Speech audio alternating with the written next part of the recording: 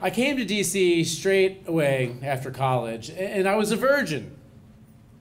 So when I hang out with the guys after work, I was often unnerved and I feel a chill go down my spine whenever they talk about getting laid, which is all the fucking time, okay? And so my buddy Sandy, you know, he would love to regale us with his exploits. And I'd laugh along with everyone else. And he'd be like, yeah, Hills, you know what I'm talking about. I'd be like, you're goddamn right, I do. But at the same time, on the inside, I kind of felt like he was an animal. I mean, where were all of the sensitive guys who made love, you know? I mean, I felt like I was too good for him. But at the same time, maybe a little bit worse, which that's how I imagine actually how Mitt Romney feels all the time. Now you see, when you're a 20-something-year-old virgin, you just can't walk up to your friend and say, hey man, I just need a little clarification here. What's a hair pie again? So I had to like go to the only remedial sex ed option available, which was, you know, porn, right? But after watching a couple of those so-called films, I just couldn't understand what a plumber screwing an entire family of cheerleaders really had to do with anything in real life. But then it occurred to me that there was this thing called Halloween. And that was like the one time a year where I didn't have to be an IT systems manager and, you know, I could be anything that I wanted to be. Like an executioner or a drunken clown. And I could walk up to a girl and say, you make a great slut nurse. And you know what? I wouldn't get slapped in the face. And if I ended up like inadvertently cupping her ass, I had a ready-made excuse. Well, sorry, Lassie, that's not me grabbing your arse. That's William Wallace. And if she had a thing for William Wallace and said, ooh, that's hot, then we could start making out and my own porn film would ensue right then and there. But the thing is, even in my like porn star fantasies, the film always ended well before the money shot because even in my dreams, I was a little ashamed to be a virgin. Now, I was a virgin part by choice and part by accident. By choice, because in high school, in the 90s, during a raging teen pregnancy epidemic, I decided I would abstain in solidarity with my sisters. I didn't want to become a statistic, I wanted to be part of the solution, you know? But then in college, it was kind of the accidental part because even though I went to the University of Florida, a renowned party school, populated by 20,000 beautiful drunk women in their reproductive primes, I, in the first week of school, fell in love with Amanda on first sight. And I only wanted to sleep with her, but there was a problem.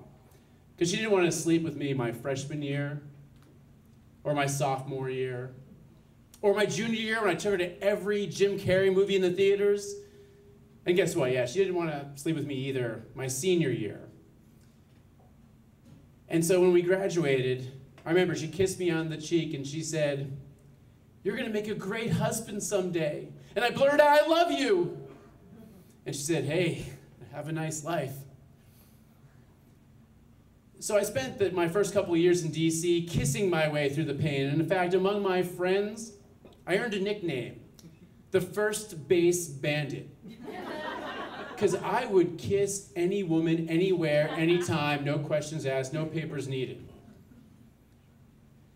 But I would still abstain from sex, and after a while, you know, DC being tight-knit like it is, especially back then in the 90s, a whispering campaign started.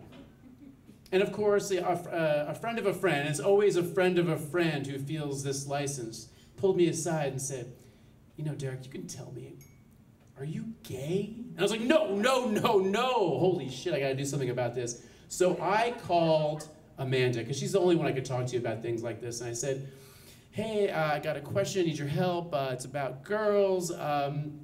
You know, it's just that I'm a little inexperienced. And she goes, oh, wait. Sexually inexperienced? Yes, sexually inexperienced. What do I do? And then her voice changed, and she went to this kind of McKinsey consultant cadence, because that's what she was.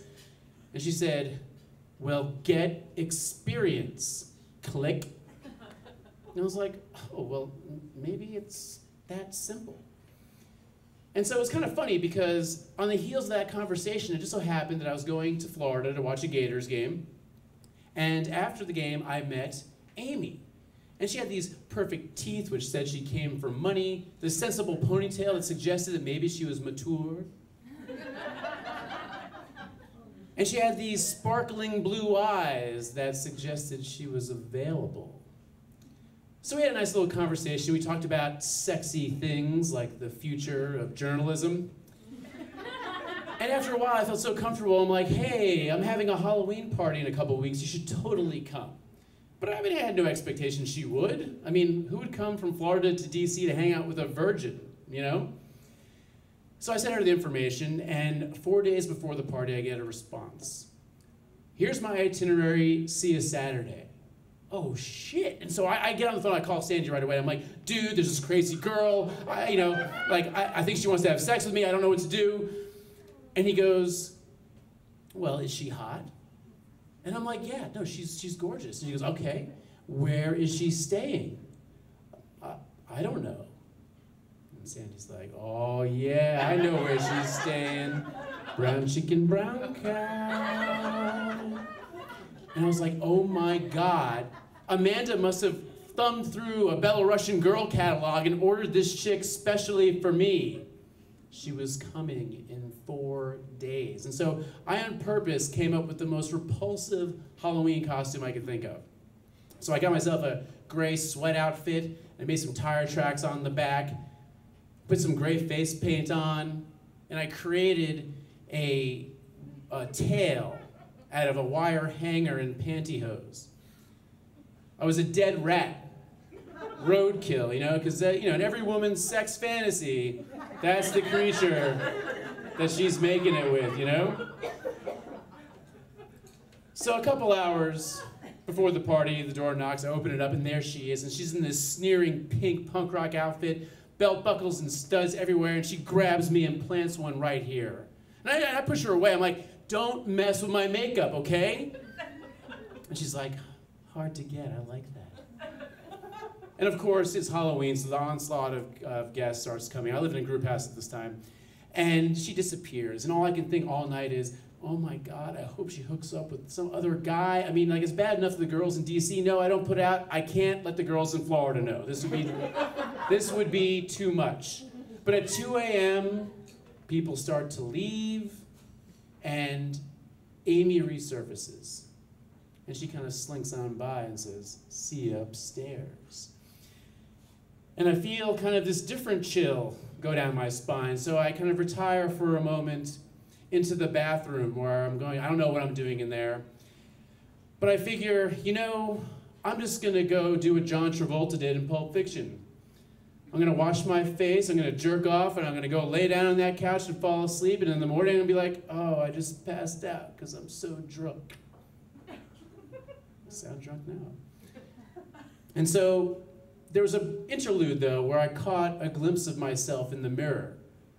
And I kind of considered my gray visage, and I was like, you're a rat. Rats are cunning. Rats don't give a fuck. They do what nature commands them to do.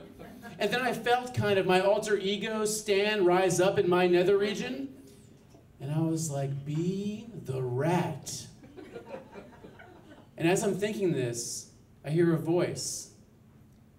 I want you, you dirty rat. And I turned around, and there was Amy, naked from the waist up. And the funny thing is, that's usually where my sex fantasies ended, not began. And I was like, hey, I don't have any condoms, which was one of the things I used to say when I was afraid to have sex. And she's like, unfurls this package of 12 instantaneously. And I'm like, are we gonna use all of those? And she says, it's up to you. Okay. And she does one of these. And so I follow her into the bedroom, and we, outfit Stan in a rugged raincoat, and she orders him into this damp tunnel of love. And I will let your imagination take it from there, but all I can remember is a couple of things. About midway through, I was like, everybody thought you looked great tonight. And she's like, shut the fuck up, man. And then, after about 30 seconds, or maybe it was 2 minutes, I don't remember, the official time is lost to history. It was over. And had Amanda been watching, she might have rated it somewhere between unimpressive and half-assed. But I didn't care. I don't know what mystical force ordered Amy to come visit me. Maybe the cosmos just thought it was time. But when the next day, when she said goodbye and we made that fake promise to stay in touch, all I could think about was Monday and meeting up with Sandy and telling him that inside, I was an animal too. Thank you.